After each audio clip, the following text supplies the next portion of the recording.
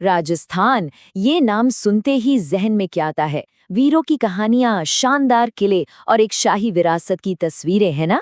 लेकिन ये पहचान, ये रुतबा आखिर बना कैसे? आज हम समझेंगे कि कैसे हजारों सालों के संघर्ष ने इस मशहूर जमीन के इतिहास और पहचान को गढ़ा है। इस तस्वीर को देखिए। इसमें राजस्थान की पूरी आत्मा बसती है। सच तो ये है कि इस भूमि का इतिहास युद्ध की भाषा में लिखा गया है। हम आज उन बड़े बड़े युद्धों के दौर से गुजरेंगे जिन्होंने इस साम्राज्य को बनाया, बिगाड़ा और उन कहानियों को जन्म दिया जो आज भी हमारे बीच जिंदा हैं। अब देखिए, किसी भी कहानी को अगर समझना है ना, तो उसकी जड़ों तक जाना पड़ता है। राजस्थान का इतिहास किसी एक जंग या किसी एक राजा से शुरू नहीं होता। इसकी नींव तो हजारों साल पुरानी सभ्यताओं पर रखी है, जहां संघर्ष और संस्कृति दोनों साथ साथ पनप रहे थे। जरा इस टाइमलाइन पर नजर डालिए। बात 5000 ईसा पूर्व की कालीबंगा जैसी सिविलाइजेशन से शुरू होती है और फिर 8वीं और 10वीं शताब्दी आते आते मेवाड़ और आमेर जैसे ताकतवर राज्यों की स्थापना होती है।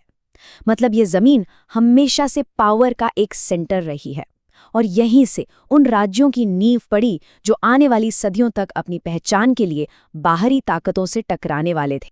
तो 11वीं सदी का अंत आते आते भारत का पूरा पॉलिटिकल सीन तेजी से बदल रहा था। अब इस इलाके को अपने पहले बड़े बाहरी खतरे का सामना करना था, दिल्ली सल्तनत।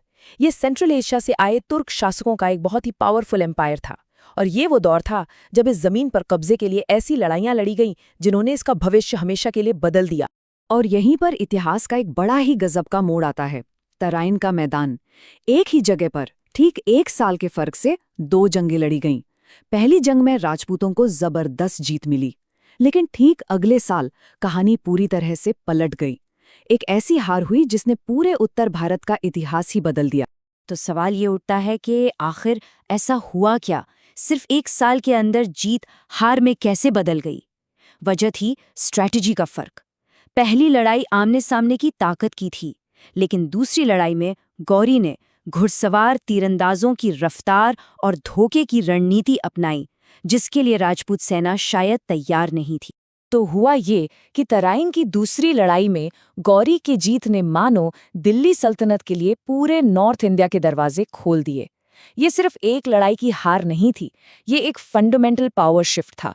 इसने आने वाले दशकों के लिए संघर्ष की दिशा तय कर दी और इस इलाके को लगातार हमलों के एक नए दौर में धकेल दी। और देखिए, ये संघर्ष तराइन पर खत्म नहीं हुआ, बिल्कुल नहीं, बल्कि ये तो बस एक शुरुआत थी जो वक्त के साथ और भी भयानक होती गई। 1303 में चित्तौड़ की घेराबंदी जैसी घटनाएं बताती हैं कि दिल्ली सल्तनत का दबाव लगातार बढ़ रहा था। अब हर किला, हर शहर अपनी पहचान बचाने के लिए नहीं, बल्कि अपने वजूद को बचाने के लिए लड़ रहा था। सल्तनत का दौर गुजरा और फिर मैदान में आई एक और बड़ी ताकत, एक ऐसी ताकत जो पहले से कहीं ज्यादा ऑर्गेनाइज्ड थी, मुगल साम्राज्य। ये दौर सदियों लंबे संघर्ष का था, एक ऐसा दौर जिसने राणा सांगा और महाराणा प्रताप जैसे इतिहास के कुछ सबसे बड़े नायकों को जन्म दिया। 1527 ये सिर्फ एक तारीख नहीं है, ये एक युग के खत्म होने और एक नए युग के शुरू होने का सिंबल है। ये वो पल था जब राजस्थान के इतिहास की दिशा हमेशा हमेशा के लिए बदल गई। इस साल लड़ी गई खांडवा की लड़ाई वो एक डिसाइसिव मोड़ थी। यहीं पर बाबर की जीत ने हिंदुस्तान में मुगल साम्राज्य की नींव को चट्टान जैसा मजबूत कर दिया। और इसकी एक बहुत बड़ी वजह थी मुगलों की नई टेक्नोलॉजी, बारूद और तोपें। इसने राजपूतों की पारंपरिक युद्ध शैली को सीधी चुनौती दी और एक नए, ज्यादा ताकतवर दुश्मन को सामने ला खड़ा किया। और राजपूतों की बहादुरी कैसी थी, इसका सबसे बड़ा सबूत उनके दुश्मन के शब्दों में मिलता है। ये शब्द शेरशाह सूरी के हैं। ये दिखाता है कि नई टेक्नोलॉजी के बावजूद इस जमीन को जीतना कितना ज्यादा मुश्किल था और यहाँ के योद्धा अपनी आखिरी सांस तक किस हिम्मत से लड़ते थे।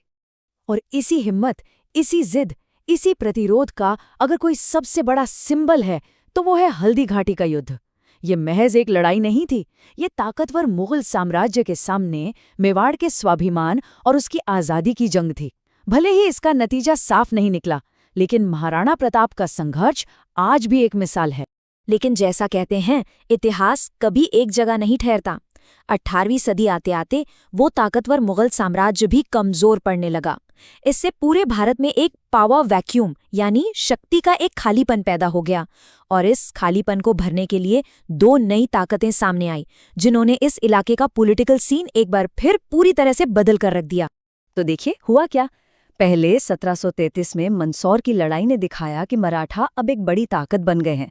इसके बाद लगातार जंगों से कमजोर हो चुके राजपूत राज्यों ने 1818 तक आते आते अपनी सुरक्षा के लिए ब्रिटिश ईस्ट इंडिया कंपनी के साथ समझौते कर लिए, और आखिर में 1857 में विद्रोह की आग यहाँ नसीराबाद से भी भड़की। ये एक साम्राज्य के पतन और दो नई शक्तियों के उदय का दौर था। तो सदियों के युद्धों, गठबंधनों और बाहरी शासन के बाद अब हम इस लंबी कहानी के आखिरी चैप्टर पर पहुंचते हैं। भारत की आज़ादी के बाद इन बिखरी हुई रियासतों को मिलाकर आज का आधुनिक राजस्थान कैसे बना। और ये जो एकीकरण था, ये कोई आसान काम नहीं था, ये एक बहुत ही कॉम्प्लेक्स प्रोसेस था। 1949 में रियासतों को एक साथ लाने का काम शुरू हुआ, फिर 1956 में राज्य का पुनर्गठन पूरा हुआ।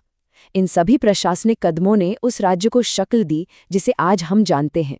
ऐसा लगा मानो हजारों बिखरे हुए टुकड़ों को जोड़कर एक नई, एक मजबूत पहचान बनाई गई हो। तो इस पूरे सफर के बाद हमें क्या समझना चाहिए? राजस्थान का इतिहास सिर्फ लड़ाइयों की कहानी नहीं है, ये अपनी पहचान और अपनी आज़ादी के लिए एक कभी न खत्म होने वाले संघर्ष की कहानी है।